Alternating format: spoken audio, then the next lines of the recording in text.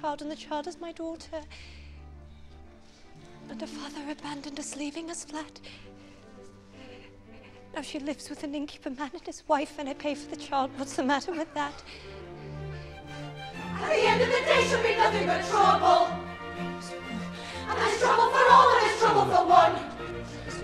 While we're earning our daily bread, she's the one with her hands in the butter. You must send the salt away, or we're all gonna end in the gutter, and it's us who'll have to pay at the end of the day. When I watch most movie musicals, I'm often distracted by the fact that I know that I'm just watching lip syncing. That's not saying that the actors didn't actually sing the songs, but they did it in a studio, and what I'm watching is them singing along to that pre-recorded track. But Tom Hooper's version of Les Miserables has done something new by recording the actors actually singing on set as they listen to the music through tiny wireless earpieces. That means that when you see the actors singing on screen, you're actually seeing and hearing them sing. This should technically solve my lip-syncing gripe, but it actually caused some other problems, which made Les Miserables, at over 2.5 hours long, a tough movie to get through.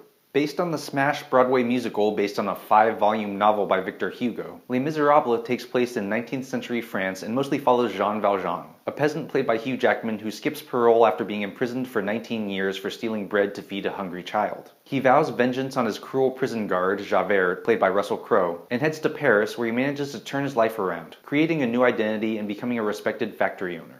But Javert, now an inspector, is still pursuing Valjean, complicating Valjean's efforts to be the adoptive father of a little girl named Cosette, the daughter of Fantine, one of Valjean's factory workers, played by Anne Hathaway, who dies after losing her job and turning to prostitution. Cosette eventually grows to be a teenager, played by Amanda Seyfried, and falls in love with a revolutionary named Marius, played by Eddie Redmayne, just as the French Revolution is starting up. That's the main story, though there are lots of subplots and supporting characters. The singing, for the most part, is good, with the exception of Crowe, who doesn't have a strong voice or a clear delivery and often seems to be struggling to get all the words out. But the real problem is the way the singing is shot, which I'm guessing has to do with the decision to record the singing live on set. To preserve the actors' voices, many of the songs are shot in long takes, often with handheld cameras following the actors around so they wouldn't have to sing a song too many times. And to get good sound recordings, I'm guessing the production needed some pretty serious microphones that would have to be pretty close to the actors. So to keep the microphones out of the shots, a lot of the singing is filmed in tight close-ups, with the microphones probably just out of frame.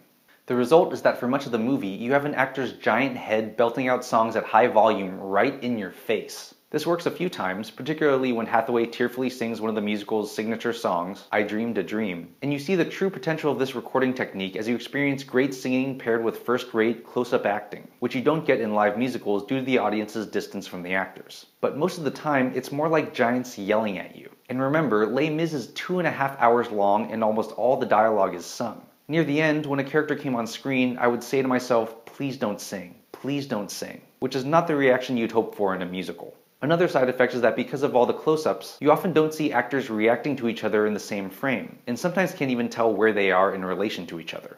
As I said, I'm not a big movie musical fan, and near the end of the film, a lot of women around me were sniffling, so maybe I'm just dead inside. But I feel like the makers of Les Mis attempted to solve a problem few people other than myself even consider a problem, and by doing so, created more problems that made the movie unpleasant for me to watch. I'm Jonathan Kim, and this is a ReThink Review.